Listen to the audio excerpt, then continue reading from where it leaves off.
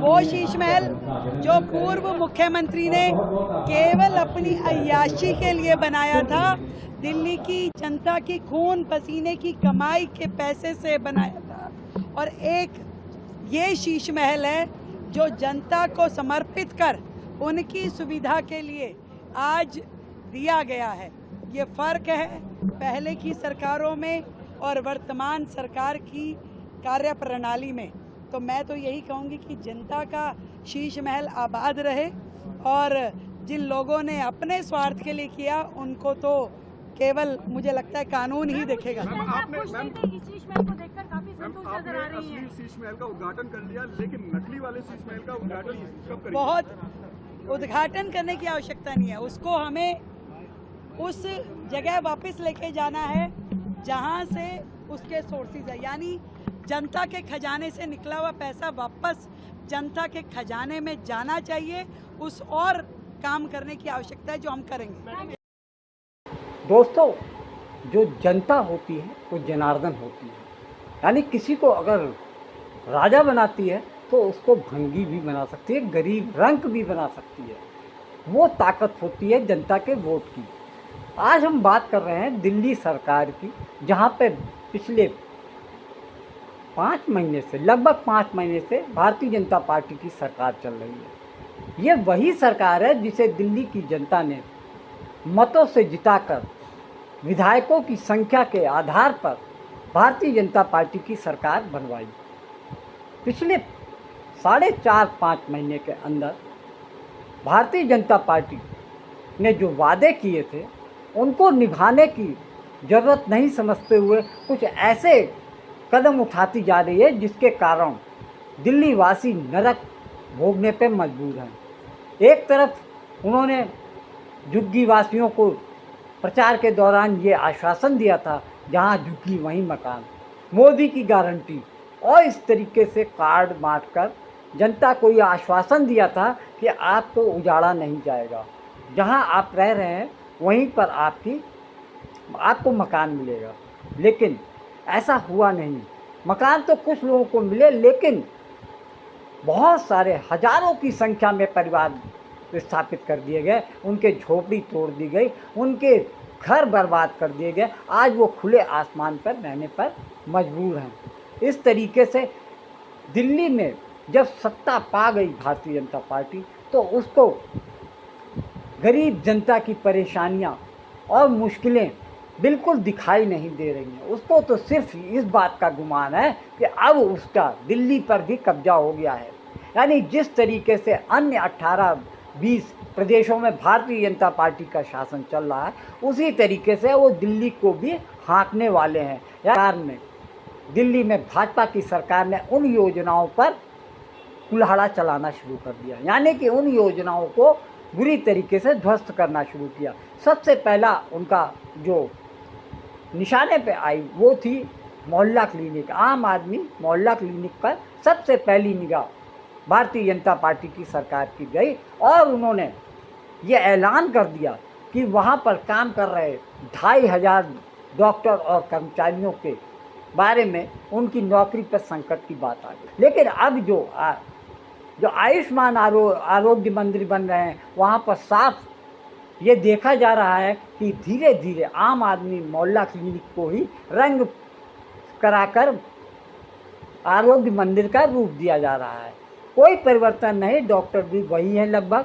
और धीरे धीरे ये किया जा रहा है कि कुछ लोगों की वहाँ से छटनी की जा रही है, नए लोगों को लाने की पूरी प्रक्रिया शुरू हो गई है। योजना नगर बस में, सिटी डीटीसी बस में फ्री योजना थी, उस पर भी ये धीरे धीरे 3-4 महीने के अंदर मन बना लिया है कि उसमें भी महिलाओं को फ्री पास की कोई सुविधा नहीं मिलने वाली है। अगर मिलेगी तो उसके लिए बहुत सारी शर्तें लगा दी गई हैं, सबसे बड़ी बात। और उसके बाद बुलडोजर एक्शन जो लिया गया, उससे पूरी दिल्ली कांप उठी, दर्द से जनता करा रही है। लेकिन सरकार अब सिर्फ ये कहती फिर रही है कि हाई कोर्ट के आदेश के आगे उनकी सरकार कोई भी कदम नहीं उठा सकती है। दिलचस्प बात यह है, जब ये चुनाव में वोट मांगने भारतीय जनता पार्टी के गए थे, तब क्या उन्हें नहीं मालूम था कि हाई कोर्ट का आदेश है और इन झुग्गियों को उजाड़ने का आदेश आ चुका है? लोग ये सवाल कर रहे हैं कि पिछले 10 साल तक तो हाई कोर्ट के आदेश के पालन की कोई भी ज़रूरत नहीं पड़ी। आम आदमी पार्टी सरकार किसी न किसी तरीके से झुग्गी झोंपड़ियों को बचाती रही। अब आगे जो होने वाला था उसको अब हम आपको खुलासा करके बताते हैं, किस तरीके से ज़िंदगी तहस नहस करने की दिल्ली सरकार की योजना बन। स्पष्ट रूप में आज बताया है कि जिन झुग्गियों में माननीय कोर्ट के यदि आदेश हैं तो उसमें ना कोई सरकार कुछ कर सकती है, ना प्रशासन कुछ कर सकता है। जो कोर्ट के आदेश हैं, जिसके कारण से शहर को दिक्कत है, आज मद्रासी कॉलोनी की सच्चाई ये है कि वो बारापुल्ला जो नाला है उसके तट पे बसी हुई है और माननीय कोर्ट ने लगभग 4 बार इस बात को दोहराया कि इन झुग्गियों को हटाना जरूरी है ताकि उस नाले तक मशीनें जा पाएं, वहां पे सफाई हो पाए। नहीं तो पूरी दिल्ली में फिर से जैसे 2023 में बाढ़ आई थी वैसी ही बाढ़ आने की आकांक्षाएं बन जाएगी। तो माननीय कोर्ट के आदेश का उल्लंघन कोई कर नहीं सकता। वहां के उस कैंप के लोगों को मकान भी दिए गए हैं और उनको वहां शिफ्ट भी किया गया है। इसी तरीके से बाकी जगह भी, जहां भी 3 जगह दिल्ली में एक्शन हुए, उसके साथ में एक रेलवे कॉलोनी पे पूरा का पूरा रेलवे ट्रैक पे लोगों ने मकान बना रखे थे जो कि रेलवे के द्वारा ही एक्शन हुआ है। तो अगर किसी की जान माल की हानि हो जाए, कोई बच्चा अगर रेलवे के नीचे आ जाए, रेल के नीचे आ जाए, तो कौन जिम्मेदार होगा? दिल्ली सरकार होश में आओ, दिल्ली सरकार होश में आओ, अपने वादे पूरे करो, अपने वादे पूरे करो, पूरे करो। दिल्ली सरकार होश में आओ, होश में आओ, अपने वादे पूरे करो, पूरे करो। हमें हमारा रोजगार दो, रोजगार दो। हमें हमारा रोजगार दो। तानाशाही नहीं चलेगी, गुंडागर्दी नहीं चलेगी, तानाशाही नहीं चलेगी, गुंडागर्दी नहीं चलेगी। रेखा गुप्ता होश में आओ, बीजेपी सरकार होश में आओ, बीजेपी सरकार होश में आओ, बीजेपी सरकार होश में आओ। नहीं चलेगी।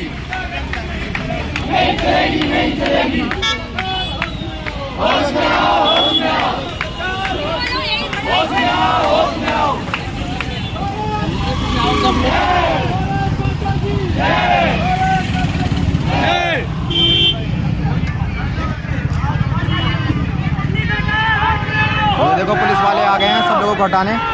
पुलिस वाले आंदोलन प्रदर्शनकारियों को रोक रहे हैं। ये देखो रोजगार के लिए मांग पूरी कर रहे हैं, इसलिए रोक रहे हैं सब। ये दिल्ली पुलिस वाले आ गए हैं सब।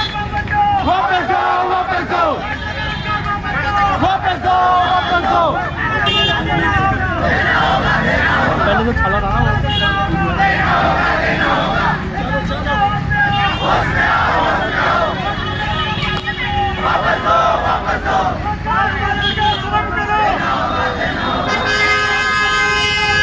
उनको ये जानकारी दी है कि जो ये एएनपीआर कैमरे लगाए थे, सीयूकेएम के चेयरमैन साहब को हमने अभी चिट्ठी लिखकर ये जानकारी दी है। उनको हमने बताया कि जो एएनपीआर कैमरेस लगाए हैं ये रोबोट सिस्टम नहीं है।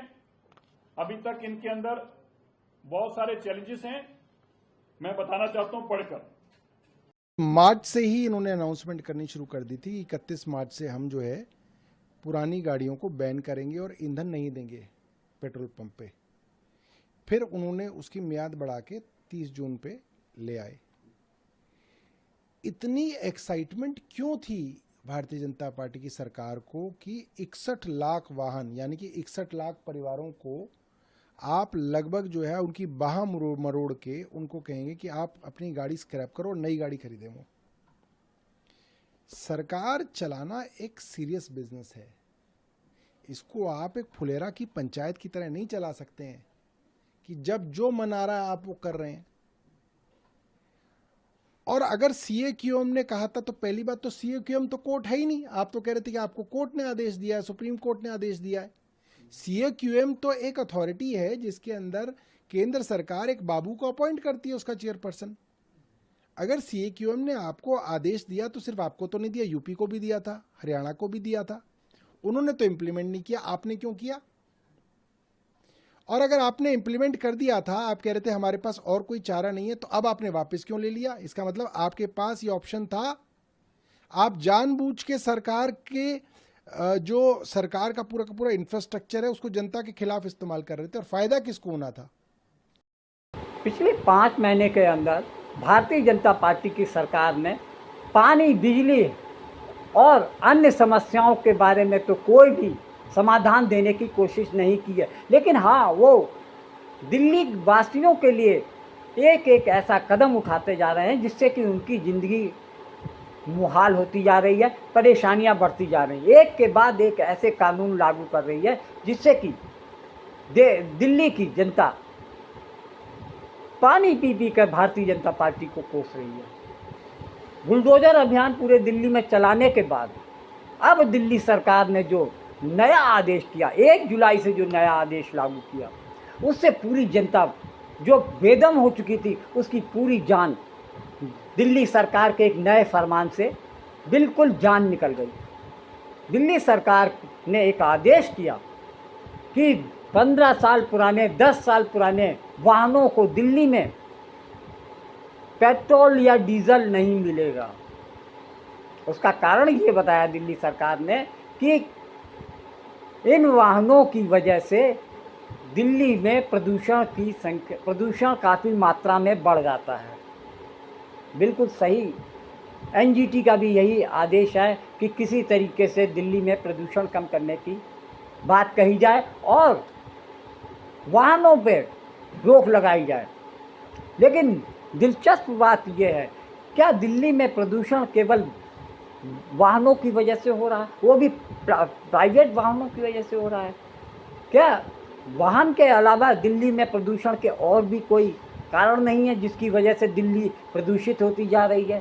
केवल 2 पहिया वाहन और 4 पहिया वाहनों की वजह से दिल्ली में इतना प्रदूषण बढ़ जाता है। क्या प्रदूषण की वजह दिल्ली के अंदर चल रही फैक्ट्रियां नहीं हैं, कारखाने नहीं हैं, जो सिविल कंस्ट्रक्शन हो रहा है वो नहीं है? उस पर सरकार का कोई भी ध्यान नहीं है। बस पूरे देश एनसीआर में सुप्रीम कोर्ट ने ग्रैप लगा रखा है, लेकिन एनसीआर में धड़ल्ले से कंस्ट्रक्शन का वर्क चल रहा है। यानी ये गाजियाबाद दिल्ली बॉर्डर के पास लोनी में सरकार खुद सिविल कंस्ट्रक्शन काम करा रही है। मार्शल संजीव कपूर, ये आम आदमी की सुनवाई भी हो रही है। आपका एक बयान भी काफी वायरल हो रहा है कि 40 साल पुराने विमान चल सकते हैं इस देश में, 10 साल पुरानी गाड़ी नहीं चल सकती। सारा प्रदूषण गाड़ियां ही कर रही हैं। 20-20, 25-25 एसी लगे होते हैं मंत्रियों के घर में, उससे कोई प्रदूषण नहीं होता। प्रदूषण सिर्फ दिल्ली में होता है। 10 साल पुरानी गाड़ी से मुंबई में, पटना में कहीं भी प्रदूषण नहीं होता। समझ में आती है आपको बात? जो प्रदूषण का मुख्य कारण है और जो सीजन्स में होता है वो क्रॉप बर्निंग से है मेरी समझ से। जो फसलें पड़ोस वाले राज्यों में जलाई जाती हैं उसके ऊपर कोई खास चर्चा नहीं हुई, कोई बयानबाजी नहीं और कुछ उस पर लगाम नहीं, कोई रूल्स रेगुलेशंस नहीं। दूसरा, हमारे जो ट्रैफिक की कंडीशंस ऐसी हैं दिल्ली में, बहुत जगहों पे जहाँ पे 2 या 3 किलोमीटर सफर पार करने के लिए 40-40, 45-45 मिनट लग जाते हैं। अब हजारों गाड़ियां, चाहे वो धौला कुआं पे खड़ी हों, चाहे वो सरिता विहार क्रॉसिंग पे खड़ी हों, चाहे वो पटेल नगर क्रॉसिंग पे खड़ी हों, चाहे वो जो प्रदूषण कर रही हैं उसके बारे में, ट्रैफिक जो डीकंजेस्ट करने का है उसके बारे में कोई बात नहीं। ये ट्रैफिक पे इनायत क्यों की जा रही है नजरें? ये समझ नहीं आ रहा है ये कारण, ये जो आप कह रहे हैं सौरभ जी, ये समझ नहीं आ रहा है कि ये रूल सिर्फ दिल्ली के लिए ही क्यों लागू है। और एक कॉमन आदमी देखिए जो कि लोन लेता है गाड़ी का, जब तक उसका लोन खत्म होता है उसको अगला लोन लेना पड़ता है अगली गाड़ी के लिए। और मैंने खुद निजी तौर पे फौजी होने के नाते 10-10 हजार किलोमीटर पे पूरी 15 साल में सिर्फ 10,000 किलोमीटर चली हुई गाड़ी बिल्कुल अच्छी हालत में हमें देनी पड़ी क्योंकि उसका समय हो गया। तो कहीं ना कहीं फिटनेस देख के, कहीं ना कहीं उसको सर्टिफाई करके आरटीओ से ऑथराइज सर्विस सेंटर से चेक करा के, जैसे कि और राज्यों में होता है और देशों में एयर मार्शल साहब, मैं थोड़ा सा आपके लिए भी और दर्शकों के लिए एक दो आंकड़े, और ये आंकड़े ट्रांसपोर्ट डिपार्टमेंट दिल्ली सरकार के हैं। 2020-21 में मोटरसाइकिल और स्कूटर, ये लोअर मिडिल क्लास आम आदमी, सही मायने में आम आदमी जो है, 82,39,550 थे टू व्हीलर्स, और ये आदेश लागू हुआ, ये 52,68,685 रह गए। 30 लाख निकल गए। 30 लाख लोअर मिडिल क्लास का आदमी पैदल हो गया, पैदल।